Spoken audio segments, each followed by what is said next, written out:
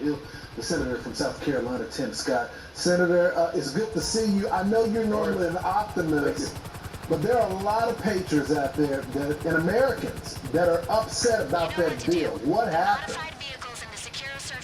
Well, listen, the one thing I can say that Steve and I agree completely on is why we are in the mess we're in right now. We should never forget we are here because the Democrats continue to put illegal immigrants first and American people, they put them last. Republicans, we put America first, and the Democrats continue to do quite the opposite. That's why we're here. Even after 4 years of Joe Biden having no border policy, 12.5 million illegal immigrants coming into our country, thousands upon thousands upon thousands of violent criminals were all over the world descending upon the greatest nation on the planet. The Democrats still refuse to take a deal. When Chuck Schumer thinks about the House, he thinks about AOC becoming a senator. He's not concerned about anything other than his future.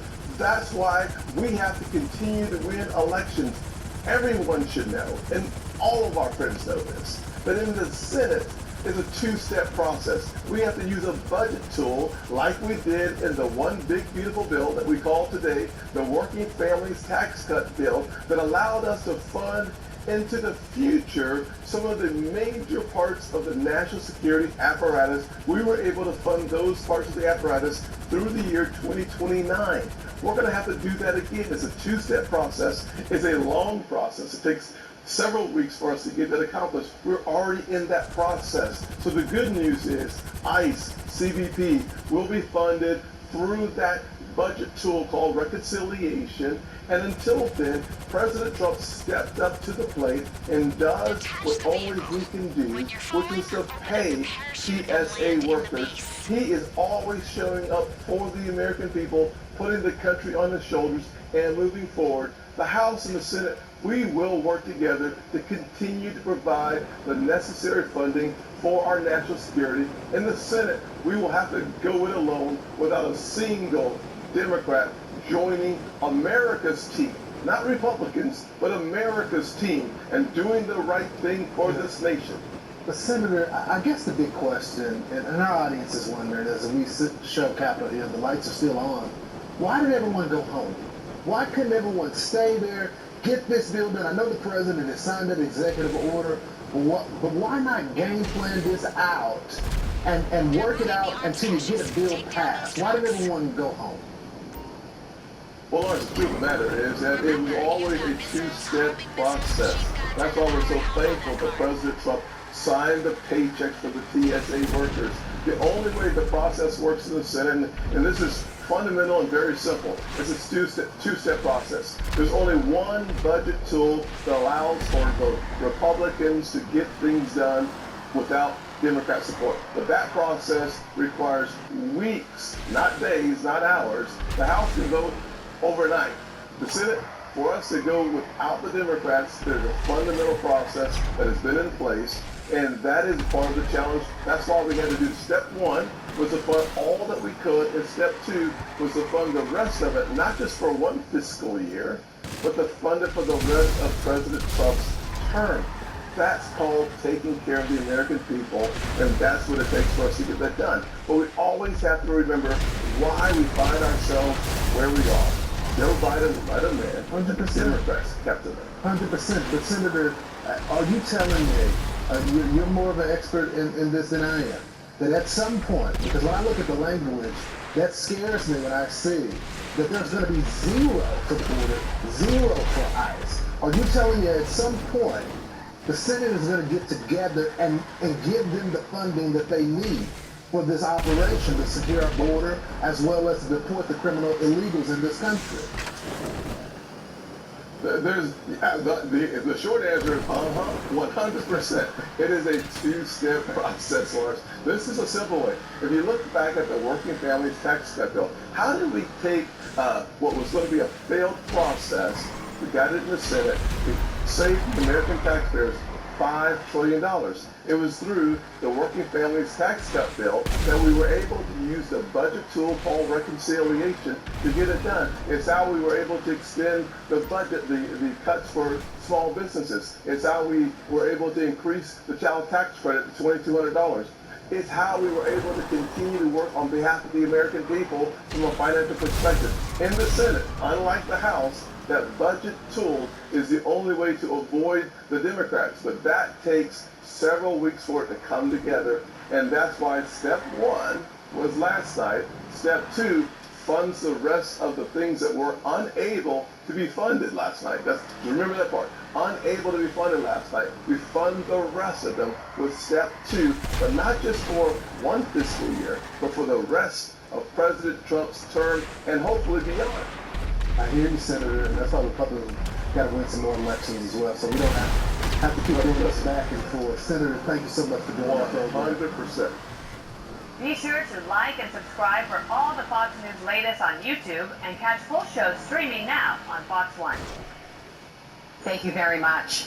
Let's bring in now Senator Ashley Moody. She is a Republican from Florida, member of the Homeland Security and Judiciary Committees. She also served as Florida's Attorney General. Thank you very much, Senator, for being on the program. A lot of folks are very angry out there, not just those who are traveling, although one passenger yesterday told our reporter, fire them all, fire them on Capitol Hill. I want to read to you Liz Peek's new op-ed here, and I think she sums up the feelings of Americans right now. She writes, voters tell Congress, do your job and end the DHS showdown.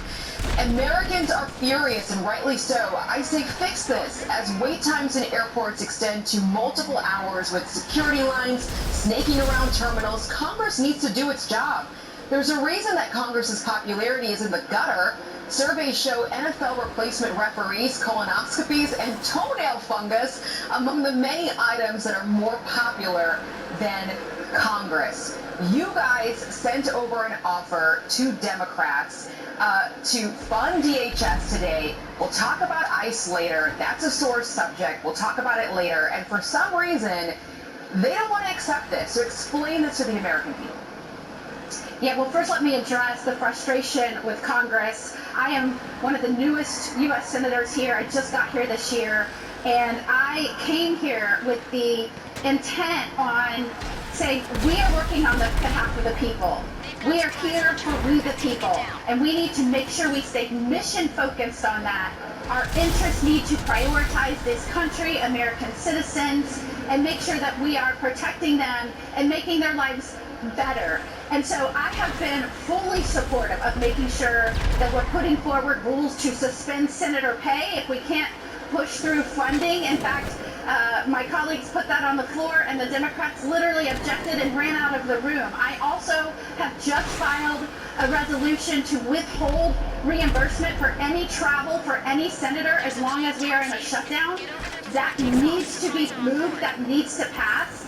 I for one, believe that we need to start doing things differently here. And last night I was disheartened to hear one of my Democratic colleagues, it surfaced that he said, look, the people that matter most to us are illegal immigrants, and I think that underscores why we're in a shutdown right now.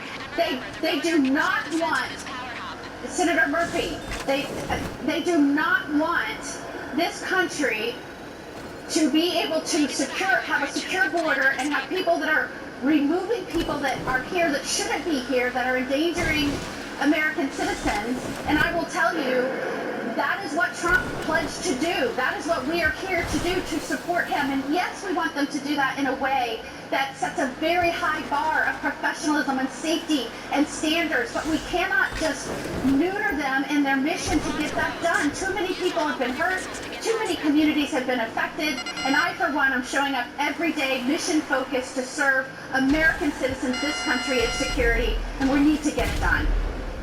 Well, this is a sloppy mess. I mean, I don't know how you guys come out of this when the other side does not want to engage, but part of this deal or offer you have made to Democrats is going to sideline the SAVE Act, at least for a temporary period of time until you can get it through a reconciliation process. But some of your colleagues don't think that that's actually going to work. This is Senator Mike Lee, and he tweeted this yesterday. He said, it's hard to imagine how the Save America Act could be passed to reconciliation retaliation. And by hard, I mean essentially impossible. So, Senator, how do you explain to the base out there that are worried that the SAVE Act, something that's a priority for the president, is just going to get lost in all of this? Well, it's not just a priority to the president, and I'm grateful for him for focusing on ID and citizenship proof at voting. I was an original co-sponsor of the Save America Act with Mike Lee. I've been one of the main fighters with him and others here in the Senate to get that on the floor, to get the debate started, to make sure we're pushing that to a vote and get that passed. I think that we will still do that, and Senator Lee has real concerns. If we move to a different vehicle to try and get some of those crucial substantive provisions passed that are in the Save America Act, you know, that's not a guarantee. And those of us that are advocating for that bill and want to get this done to preserve our republic, but to certainly protect our elections, we have a lot of apprehensions about that. And so the Democrats have been so hesitant and refusing to negotiate. It's been hard to even get them to come to the table. There's nothing in black and white on the table right now, but all of those concerns that you've identified are things that I'm concerned with, that my colleagues are concerned with.